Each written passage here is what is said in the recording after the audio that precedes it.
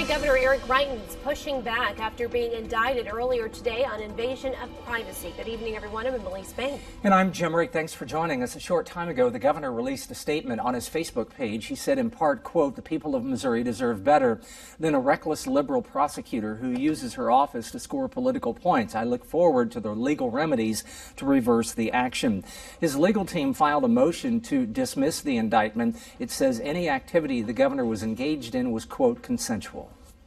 The indictment for invasion of privacy is a Class D felony and comes amid allegations of Greitens taking a nude or partially nude photograph of a woman without consent. Court documents show that in March of 2015, before he was governor, Greitens knowingly photographed the woman and accused him of uploading the image to a computer. He was taken into custody, but a judge later released him. Court date has been set for March 16th. KOMU 8's Claire Kopsky joins us live at the Capitol, where she's been since the indictment came down. And Claire, you've talked to a handful of lawmakers this evening. What's the tone there? Emily and Jim, it has been a pretty quiet afternoon and evening here at the Capitol, but a few hours ago I did have the chance to speak with Senator Mike Kehoe about his thoughts on the governor's indictment. And although his frustrations were very evident, he also wants Missourians to know there are people inside this Capitol building fighting for Missourians. A day some in the Capitol had predicted, the indictment of Governor Eric Greitens. I'm shocked and saddened, quite honestly, because the state of Missouri is a fantastic state that a lot of people love, and when you have something that sidetracks you like this, it's always a shock to the system. Senator Kehoe expressed expecting more from a Navy SEAL as governor. My concern is the governor's ability to lead the state. And the governor full well knows, as a Navy SEAL, that he understands the roles of responsibility and leadership. And it's my opinion that we should take that into consideration. We're going to have to figure out whether his abilities to lead the state going forward are something that he's able to do. House Minority Leader Gail McCann Beatty spoke out today about her thoughts on the governor staying in office. She said, in part, it will be extremely difficult for the governor to effectively do his job with a felony indictment hanging over his head. House Speaker Todd Richardson, Speaker Pro Tem Elijah Haar, and Floor Leader Rob Vescovo released a joint statement today outlining what they plan to do going forward. The statement said in part, "We will carefully examine the facts contained in the indictment and answer the questions to whether or not the governor can lead our state while a felony case moves forward." Senator Caleb Rowden also weighed in today saying, "For the sake of our state, I am calling on Governor Greitens to put an end to this distraction and resign immediately." Kehoe says Missourians should know there are still people in the Capitol serving them. Missouri's more than just one man. Missouri's more than just one individual. And we are a state of great people, great resources, and hardworking folks that know how to manufacture things, get the job done, know how to take care of our farms and take care of our industries. And that's what Missouri's about. It's more than just one person. On Monday, Senator Kehoe says he'll be speaking to members about what their concerns are, and the House will also start an investigation. The senator says he does not know how to navigate something like this like the back of his hand, but he says that's probably a good thing. Reporting live inside the Capitol, Claire Kopsky, KOMU 8 News. If lawmakers try to go through with an impeachment attempt, they'll kick off a process unlike many other states. It starts with the House Judiciary Committee. If approved, it moves to the full House for a vote. If the House approves the impeachment, it goes to trial. This is where Missouri's system is so much different. Instead of going to the Senate, it goes to the state Supreme Court. However, in Missouri's Constitution, if the person facing impeachment is the governor or a Supreme Court justice, it takes an entirely different route. The Senate would select a special commission of 7 eminent jurists to decide. If 5 or more members of that commission vote for impeachment, then the governor is out of office. Today was also a big day for Mizzou sports. The athletic director is getting sued for defamation. And a top player could be joining his team back on the court. KOMU 8 sports director Chris Trevino joins us now. And Chris, Packer fans, they want to see MPJ back on the floor. That seems to be the sentiment I've gathered from them, and it could be one step closer to happening, Emily and Jim. He's only been on the court for 2 minutes. Michael Porter Jr. played 2 minutes in the season opener against Iowa State, but now fans holding out hope that the forward might soon return for the Tigers. Porter hurt in the season opener in November. He underwent micro-disc surgery on his back on November 21st, was expected to miss the entire season.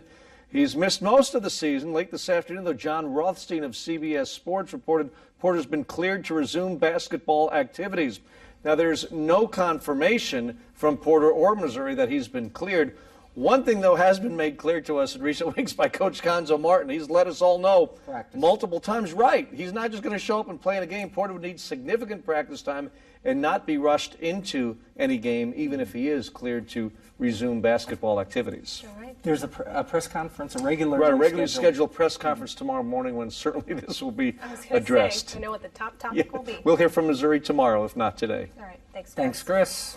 You all may remember the tension from the Missouri women's basketball game at South Carolina in late January. Well, things are about to get a little more interesting. The Gamecocks head coach filed a defamation lawsuit against MU's athletic director. KOMU's Olivia Gerling talked to an MU law professor to get more insight on the case.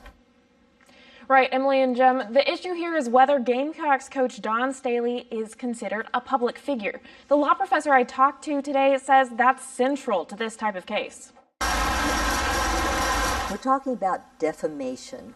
What we're talking about is damage to reputation. The University of South Carolina women's basketball coach Don Staley is suing MU athletic director Jim Sturk.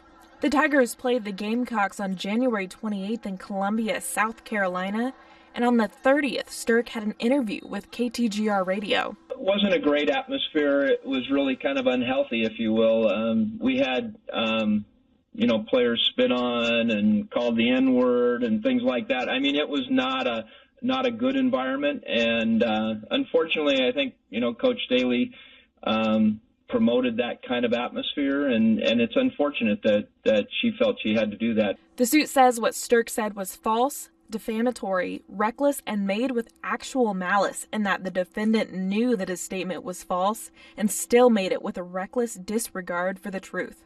Let's take a little bit of a closer look at the lawsuit. In a defamation case, courts split plaintiffs into two categories: public officials and public figures, and private individuals. So the main question will be what the court considers Staley. How you're categorized makes all the difference on how likely you are to succeed in a defamation suit.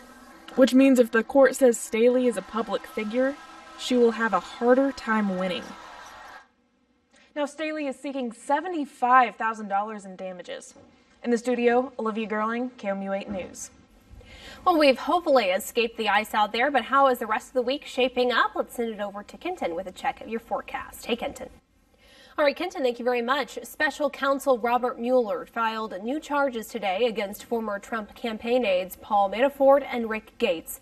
The 32-count indictment includes charges for tax and bank fraud crimes. It alleges the two laundered more than $30 million. The former aides were previously charged in October for conspiracy, money laundering, and more. The charges are not directly tied to their work for the Trump campaign. They're related to lobbying work for pro-Russian politicians in Ukraine.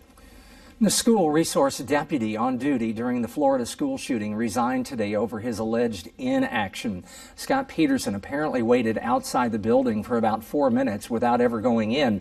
He was armed and in uniform. The Broward County Sheriff suspended Peterson this morning after reviewing surveillance video and talking to witnesses, including the deputy.